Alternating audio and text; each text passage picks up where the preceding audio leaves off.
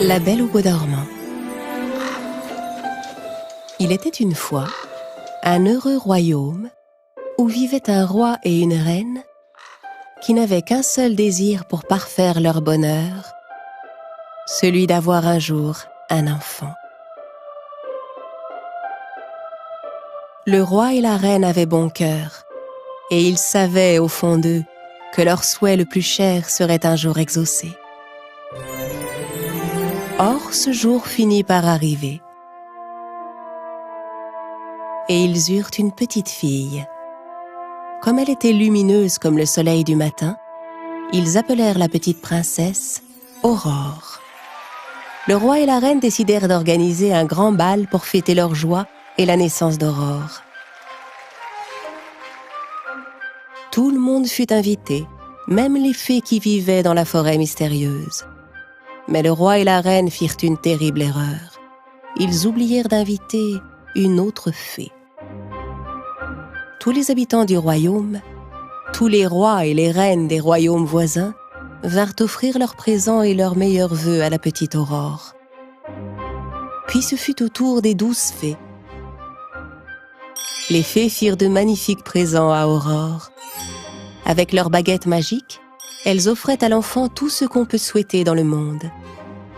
À la fin, il ne restait plus que 3 fées qui venaient offrir leurs présents. Elles lui firent cadeau de dons merveilleux. Que toute la beauté du monde t'accompagne pour toujours, petite princesse. Jolie petite princesse, moi je t'offre la joie éternelle. Que jamais tu ne sois triste, mais que tu sois toujours la plus heureuse du monde.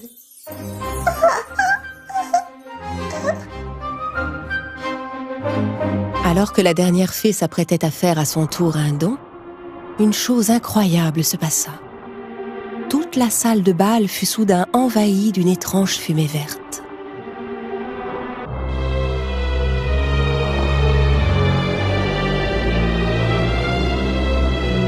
Et quand la fumée fut dissipée, la fée noire était là. Le roi demanda qui était cette fée qui venait troubler leur belle cérémonie. Mais les autres fées la reconnurent aussitôt. C'était la maléfique fée noire. « Je vois que tout le monde a été invité. Tous les habitants du royaume, vos amis, les rois, les reines, et les fées. Tout le monde sauf moi, malheureusement. » Le roi s'excusa pour leur manque de politesse. Mais je ne vais pas repartir sans offrir moi aussi un présent unique à cette jolie princesse.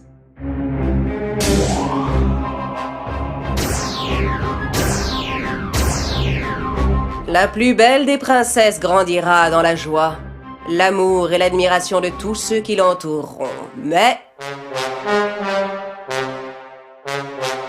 le jour de son 16e anniversaire, avant le coucher du soleil, elle se piquera le doigt à la pointe d'un fuseau et en mourra.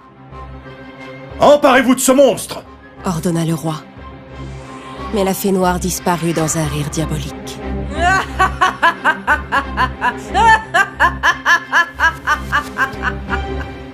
Il restait une dernière fée qui n'avait pas encore fait son don.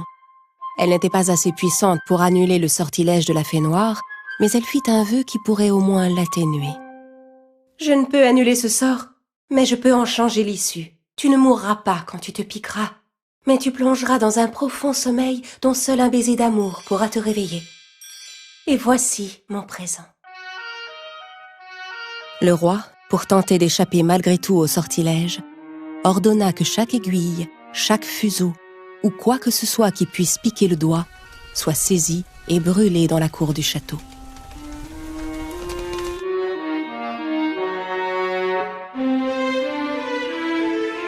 Grâce au don des fées, la princesse Aurore était une petite fille belle et charmante que tout le monde aimait. Un jour, le roi demanda aux 3 fées d'emmener sa fille et de prendre soin d'elle. C'était une lourde responsabilité, car personne au monde, en dehors des 3 fées, ne devait avoir de contact avec la princesse. Aurore grandit en compagnie des bonnes fées et devint une magnifique jeune fille. Et enfin, le jour arriva de son 16e anniversaire. Le jour commençait à baisser et le sortilège de la fée noire était sur le point de devoir s'accomplir. Le roi et la reine avaient tout fait pour l'éviter, mais ils étaient tout de même très inquiets.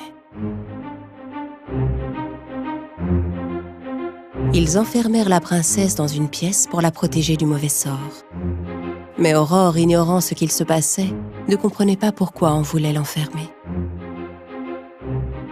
Tout à coup, une porte apparut dans un mur. Aurore était fascinée par cette porte qu'elle n'avait jamais vue.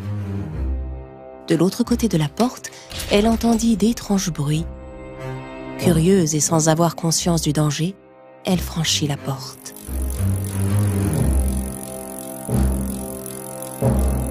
Elle arriva dans une pièce où elle vit une femme, le dos tourné, qui était occupée à coudre.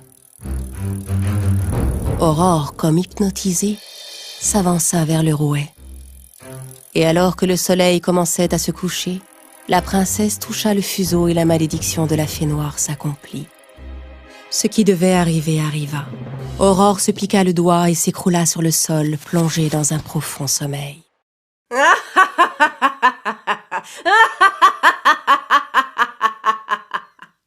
Comme elle l'avait prédit, le sort de la fée noire s'accomplit aux dernières lueurs du 16e anniversaire d'Aurore.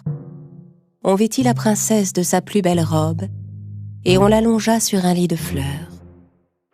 À partir de ce jour, la jeune fille fut appelée la Belle au bois dormant. Le roi et la reine, pour atténuer leur chagrin, décidèrent de plonger le royaume entier dans un même sommeil, jusqu'au réveil de leur fille.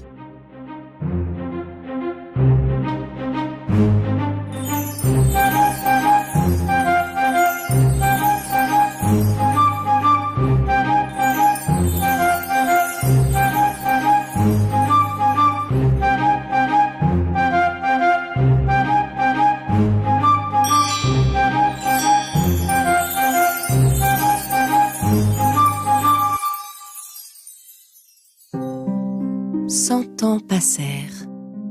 Un beau jour, un charmant prince qui passait par là aperçut le château derrière des buissons de lierre et de ronces.